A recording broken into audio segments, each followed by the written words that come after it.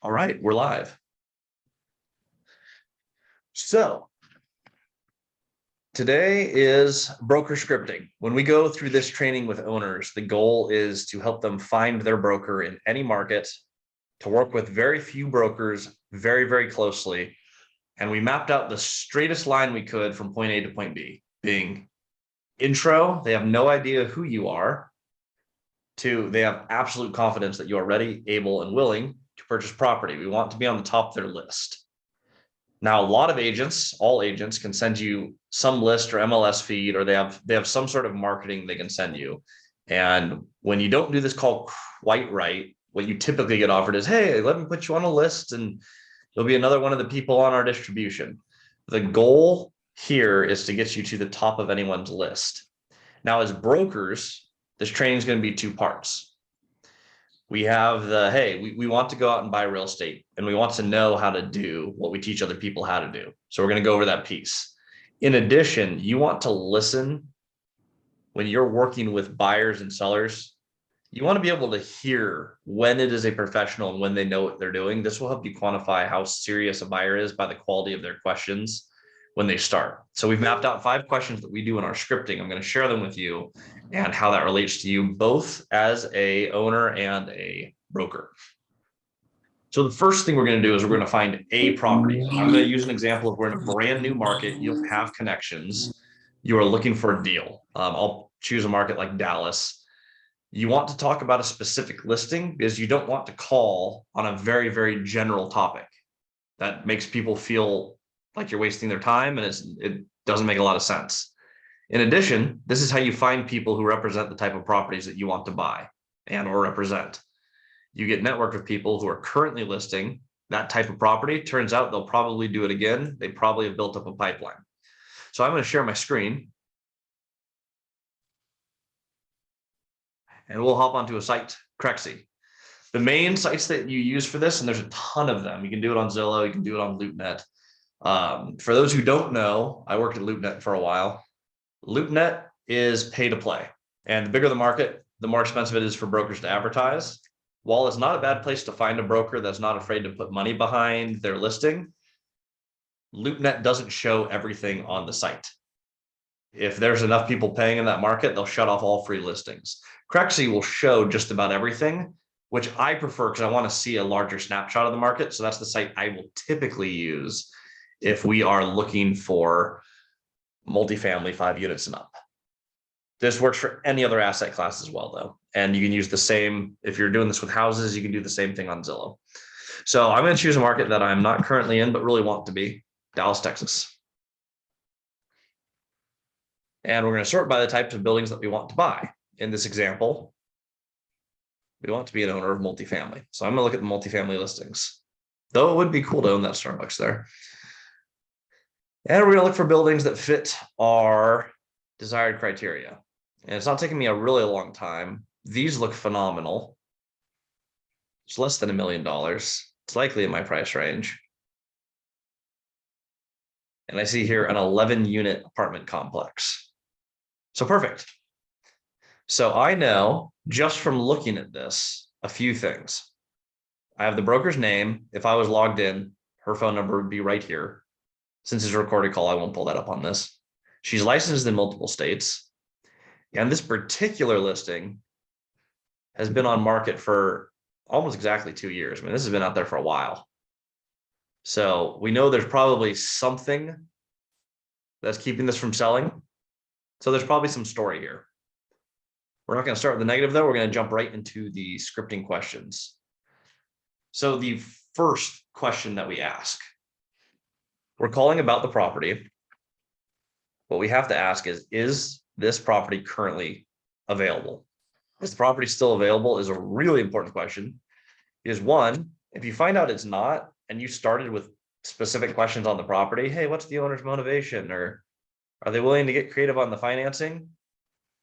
You ruin all momentum if you don't start with the question, is it available? Because then it's no, it's not, it's actually going under contract. And it's like, well, that kind of throws off my my rhythm. If you ask if it's available, one, it frames the conversation. They know exactly what property you're calling about, why you're calling. It's specific. I'm gonna let 2 more people in.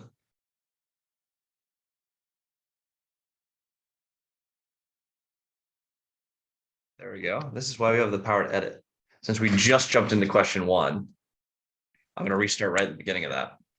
So we're talking about the straight line from you found a property, new market, new broker. We're on Crexy because it has a few more listings than LoopNet does. LoopNet's pay to play. And we clicked on a listing that looks like what we want to buy because the brokers that we want to find are probably representing a property that we would like to buy. And if they've represented this property and it's perfect for what we're looking for, they're likely to have more. The goal is not to buy this property, it's to get to the top of their list and build a relationship. So our first question was, is the property available? And where we get off is sometimes people ask specific questions. It's not available. It ruins all of your momentum. You're not talking about how to structure a deal and the property is not even available. You have to backtrack and you're going to lose credibility. Super simple, but question 1, when you're going from introduction to, hey, I am a ready, able, willing buyer. Question 1 is always, is the property still available? You're going to call on this property, the 11-unit apartment on Corinth Street. Saw this listing, looks amazing. It's exactly what I'm looking for. Is the property still available? You're going to tell them 1 sentence, 2 sentences about yourself. In my case, hey, I am an investor in Washington State. I have about 71 units here, and I am looking to expand to Dallas.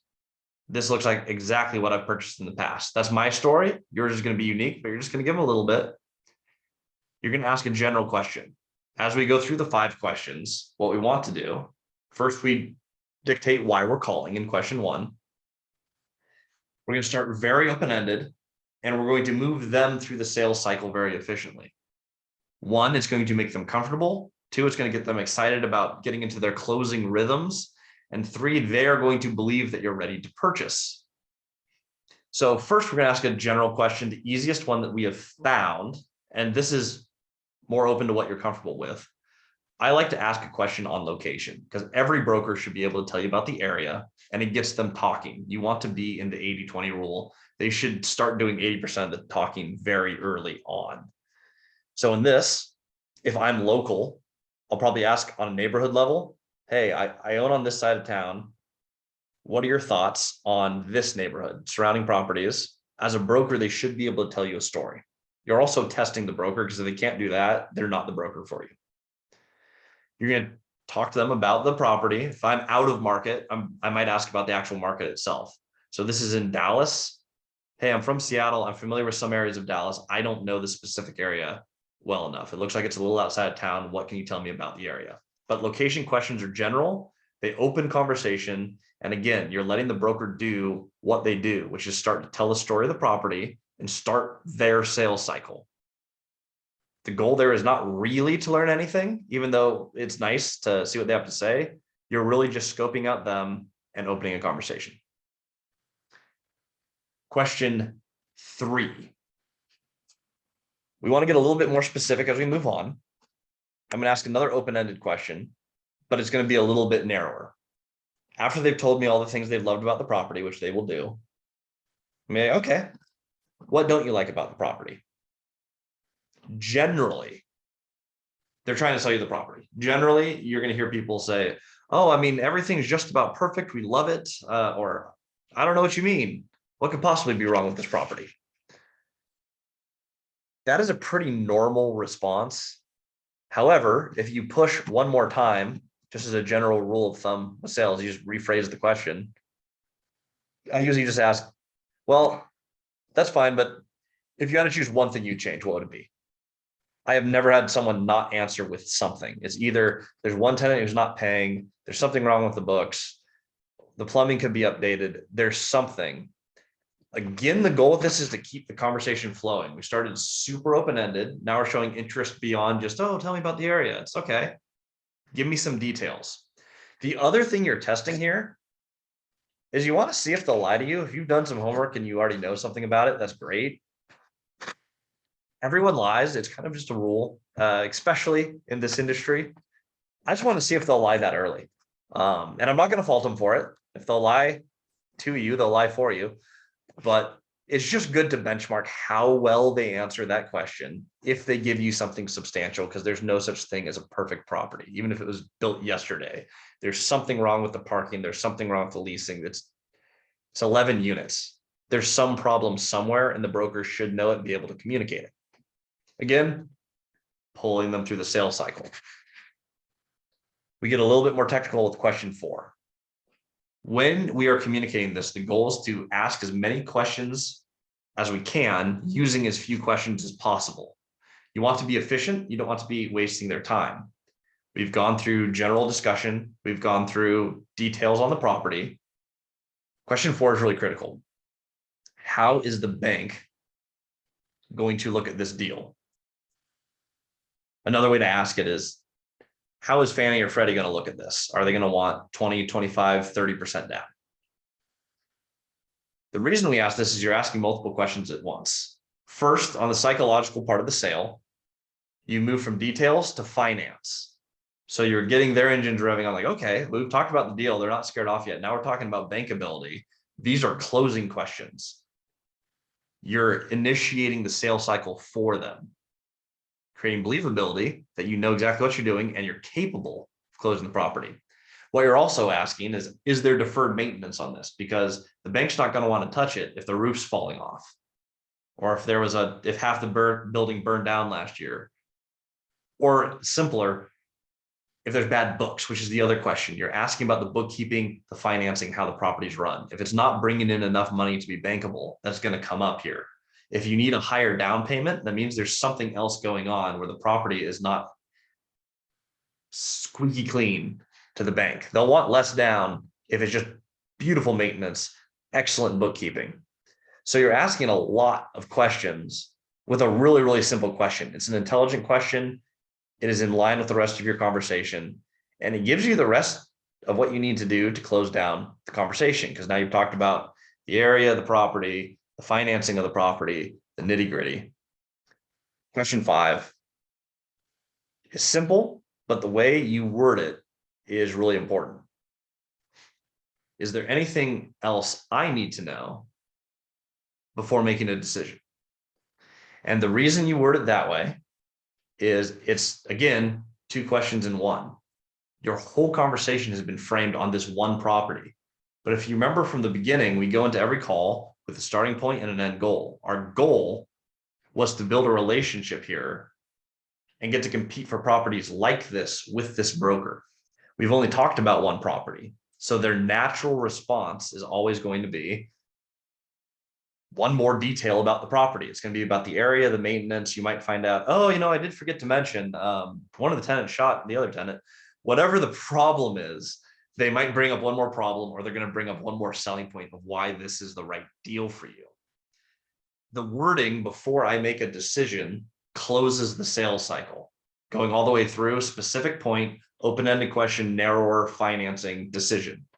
You've done the entire narrative. They have full confidence you know what you're doing. You've walked them through their own sales cycle. So now that they believe that you can buy, they're going to answer your question. And you get to respond with, that is great. I appreciate that. What I actually meant is there anything else, any other property I need to look at before making a decision to purchase this property? Is this the property for me based on my goals in this market? You're not jerking them around. There's no sleight of hand. It's a natural question. And you've gone through a progression where you've built credibility in 5 questions. And now you're talking about other deals. Should I be on the top of their list? If they're dead set on selling you this property, you're going to have to get a lot deeper, because again, it's been on market for 2 years. It's in a really hot market, Dallas. There's something else wrong here if they haven't already told you. So you can keep digging on this, but in all likelihood, there is another deal out there, and there's something else that they know that's coming on market, about to come. This script is the fastest way from point A to point B that we have found to do this without adding steps. It's worth mentioning, you're always going to have more conversation than just your 5 questions.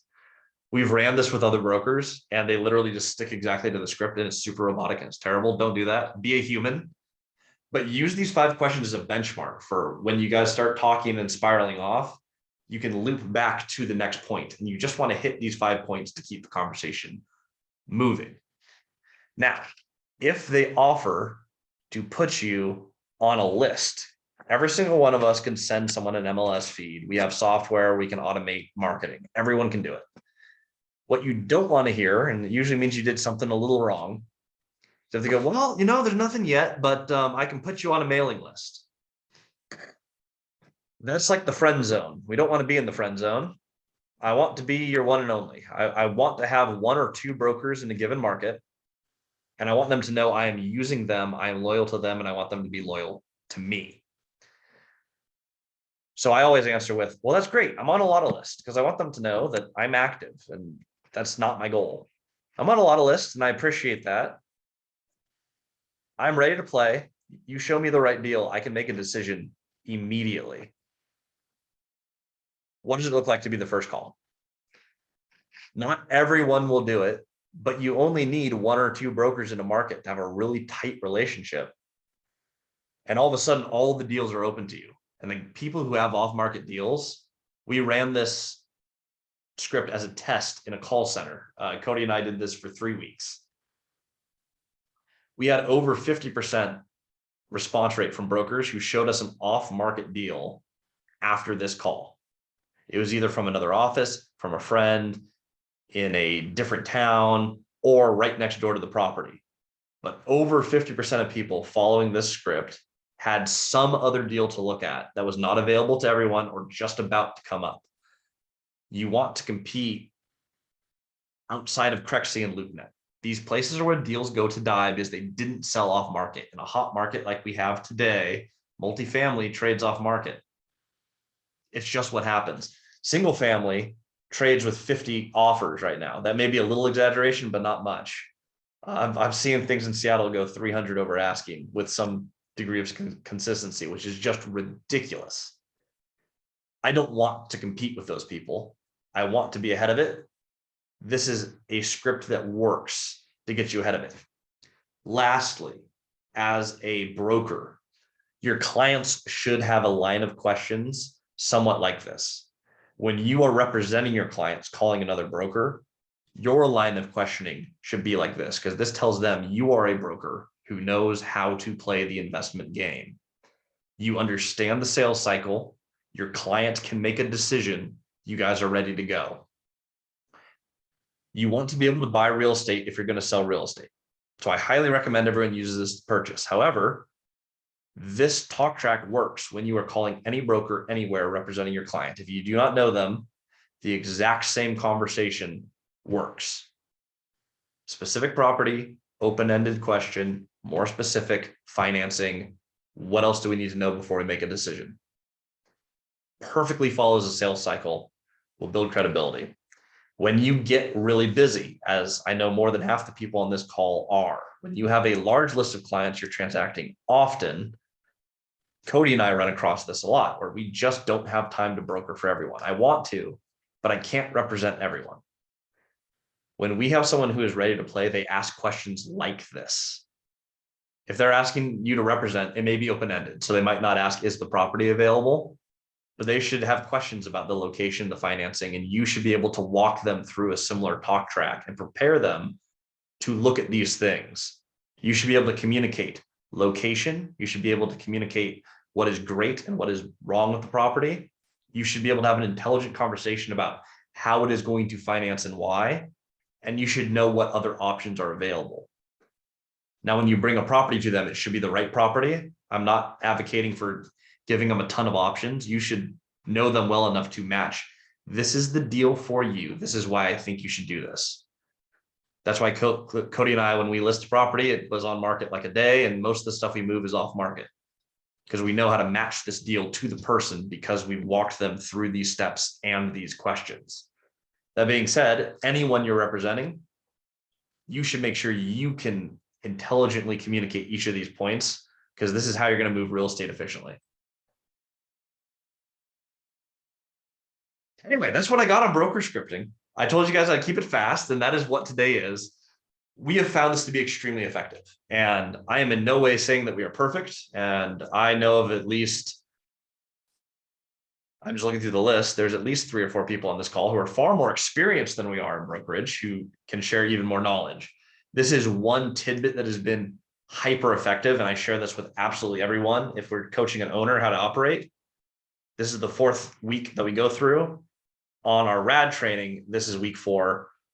That is everything I've had. Any comments, feedback, questions for me before we wrap up today? That's No, cool. but I want to say thanks. Absolutely. Absolutely. This has been a lot of trial and error to get here. Yeah, I don't pretend to know everything, even at this point, Christian, and that's some good stuff for people, including myself. Yeah, they can always tweak the scripts, right? Absolutely. And again, it's not set in stone. You can add and remove from it, but yeah, we try really hard not to remove or not to add steps. So this is, I can't think of a more efficient way to get from A to B in less than 5 questions. I feel like if you remove one of these, it doesn't flow right. So I believe this is the most efficient way. If anyone comes up with a better one, feel free to share. Brandon knows more about real estate than he's forgot more about real estate than I'm ever going to know. That's just realistic. Jeff, same here. I mean, you guys have a lot of experience here. This is I think the one tidbit that I have to contribute to this community more than anything is that this pathing is a really, really, really good way to buy and sell real estate. Did you call on this one? It's been on the market 741 days. I'm just curious. I really should. I'm sure there's something wrong with it. I'm looking over at the Fort Worth side of the Dallas market. I'm actually going to be flying out there in a week for some off-market deals on that owner scripting we recorded last week. Found someone with 2,000 units who is very, very receptive to seller finance and lease options. It's either going to be a total waste of a flight or it's going to be an amazing inroad to the Dallas Fort Worth market because he owns just a lot of stuff. This stuff actually works. But no, I haven't called on this one yet. So if anyone's looking to get into Dallas, I mean, 11 units, that's the right price. I promise you there's something wrong with it. Of course. I just don't know what it is yet. Yeah, it's fascinating. I mean, that something would sit that long in a market like that. Like, is there dead bodies laying around or what? I am assuming it's some mix of that, or they don't have a single book or something. Right. But when I see it on the market that long, it gives me an inkling. I don't know yet, but it gives me an inkling that they might be willing or have to get creative to transact. I know on social media, I get a lot of comments on like, why would anyone sell their finance? It's such a hot market. They can just get cash. I'm like, well, most people sell their finance to us because we have a relationship and they're invested in us and want to move Cody and I forward specifically. And that's really where seller financing works. However, people can just get stuck. If this isn't bank financeable, their only options are get creative or get a cash offer. So when I see it on market that long in a market this hot, we have a significant chance that we have an ability to get a little creative on this if this is a pain point for someone else that we can solve. Yeah. And that's what question 3 will illuminate. I imagine they know exactly what's wrong with this. If it hasn't moved in 2 years, they probably have a lot to say on that. Question number 3. Yeah.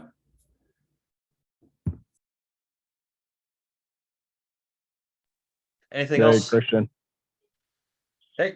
Yeah, can you guys hear me? Yeah, hey, Chris. Hey, guys. Yeah, no, I just want to reiterate that this line of questioning is perfect. I mean, I deal with so many calls to and from brokers that, this really pairs it down to the important questions. You're kind of cutting through the BS. You're getting the broker talking. You're asking 2 and 3 questions with just one question. This stuff is gold for sure. Yeah. I really appreciate that. Yeah, thank you, Christian. Absolutely. Anyone has any follow-up questions at all? We're all on the same team. You guys know how to reach me. Give me a call, shoot me a text, send an email. But really try this. This is the only thing that I've done that works significantly over 50% of the time. I mean, this really works. If you deliver this right, I will use this forever. It's phenomenal. And the best thing you can do for Cody and I is if you try this and you come up with another line of question, a better open-ended question, if you have a tweak to this that works even better, I would love for this conversation to be a living 5-question document that we can tweak and add and use as a team. So I value any feedback a lot because it took a lot of feedback to get where we're at right now on it. And yeah, I will send this recording with a summary of the 5 questions so you can print that, use it, and just use it as a basic roadmap when you're buying and selling real estate. Perfect. Thanks for sharing, man. Absolutely.